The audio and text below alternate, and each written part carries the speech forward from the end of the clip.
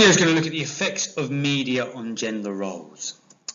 If you look at the specification, that's all it states. The influence of media on gender roles. So all these things that we're bringing in, you could throw into a 16 marker, or if there's a shorter question on it, you can pick and choose what terms you throw into the answer. The media contains a lot of role models that children can identify with and want to imitate.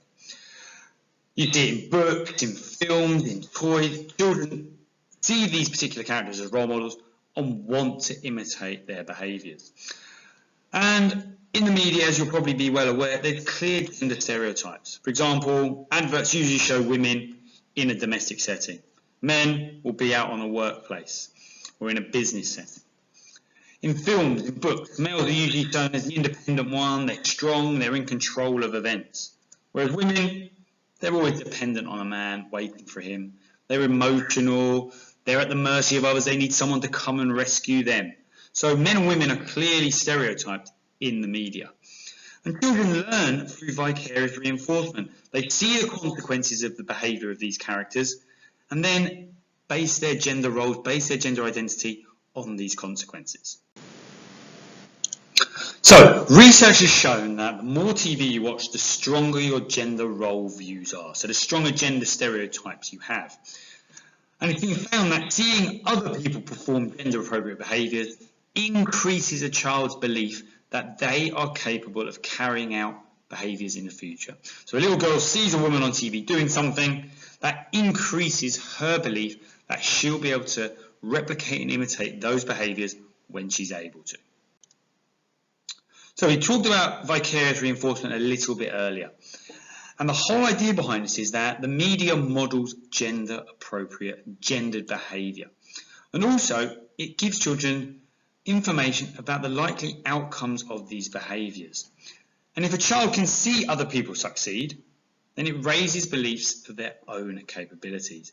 So if a little boy sees another man in a film being the hero, then they too think that that's what they can do. If they're strong and physical, like a man should be in the TV, then they can also be the hero. The man gets praised for that, being the hero. That's why the child wants to replicate it. Someone in that program has been praised for being strong, for being a hero, and the little boy wants to replicate that behaviour. He wants to get that same praise that the man in the TV program has. Right, this isn't anything I want you to copy down, but it gives you an idea about what young girls learn from Disney characters. So you've got 6 Disney princesses here, and just have a little read about what young girls learn from these stories. So the idea that pretty girls don't even have to be alive to get a nice hot prince to fall in love with them. Okay, Sleeping Beauty there. You've got Snow White down the bottom, that although everything seems terrible, being more beautiful than other women means other women might try and come and kill you. But don't worry, a man will always come and protect you because you're so beautiful. You've got Ariel from The Little Mermaid, that it's absolutely fine to abandon your family, abandon your body, get rid of your strongest talent that you've got, as long as you're going to go and get your man. Okay, and once he sees your pretty face, that only a witch's spell could draw his eyes away from you. Again, if you're beautiful enough, you might be able to escape from your terrible living conditions. Cinderella, terrible living conditions, but she's beautiful, so she gets away and can go marry her Prince Charming. Appearances don't matter. What matters is your heart, unless you're a girl, and all that matters is your appearances. So young girls grow up watching these Disney films. It's all about being beautiful. That's the most important thing. That will always get you the man. That will get you out of trouble. It's no different for the boys. Boys always taught lessons from Disney about how to pick up and attract women. And it's generally the same message. You look at all these Disney princes and characters. It's all about being rich, be charming, be good looking. Or if you're like Aladdin at the bottom, be charming, be good looking, and pretend to be rich.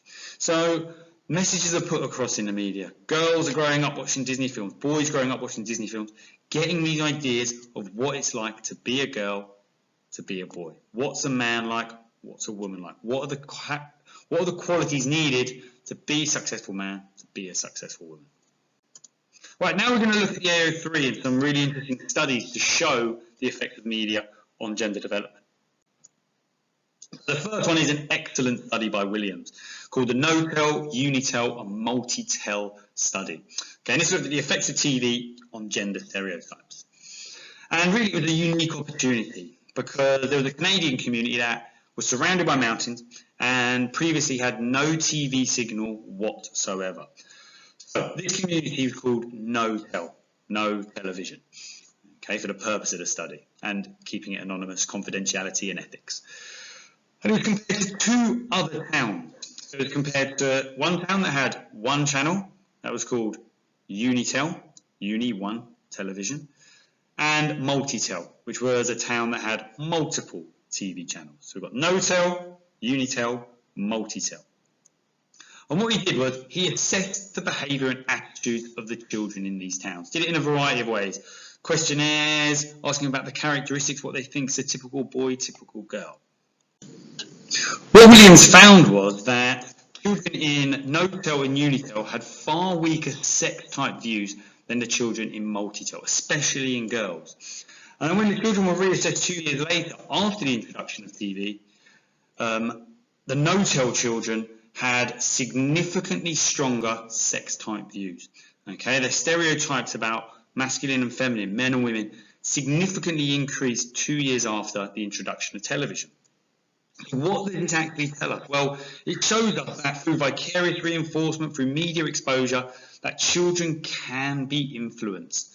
Okay, so this supports the social explanation for gender, that the media does influence children's understanding of their own gender. A similar study conducted by Carlton in 2000, where he looked at the effects of TV on a community that didn't previously had it. He looked at 3 to 8 year olds on the island of St Helena who had previously not seen any television. And he found that there was no changes at all in aggressive behaviour as a result of TV being introduced.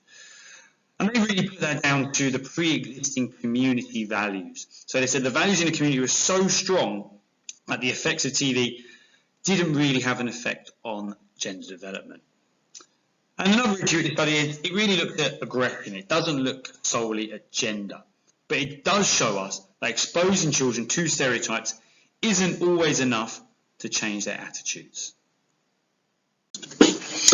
Right. Most research shows that if you show a child or expose a child to non-stereotypical information in the media, it can change their expectations. So if you show children or little girls a female doctor or female builder or female businesswoman in the media, it can change their expectations. They're not just seeing a stereotype, they think they can also do those jobs. However, Pingree did a really interesting study and found that in adolescent boys, so pre-teenage boys, that when they were shown these non-traditional models, like a woman in a workplace, they actually displayed stronger stereotypes afterwards. And this backlash, Pingree put it down to, was that this might just be at an age where they want to take a view that's different to adults. When you're sort of coming up to teenage years, you want to argue with the adults. So when they saw this in the media, like woman in the workplace or male nurse on TV, they criticised it, they didn't believe it, they went stronger, they went, that shouldn't be happening, okay?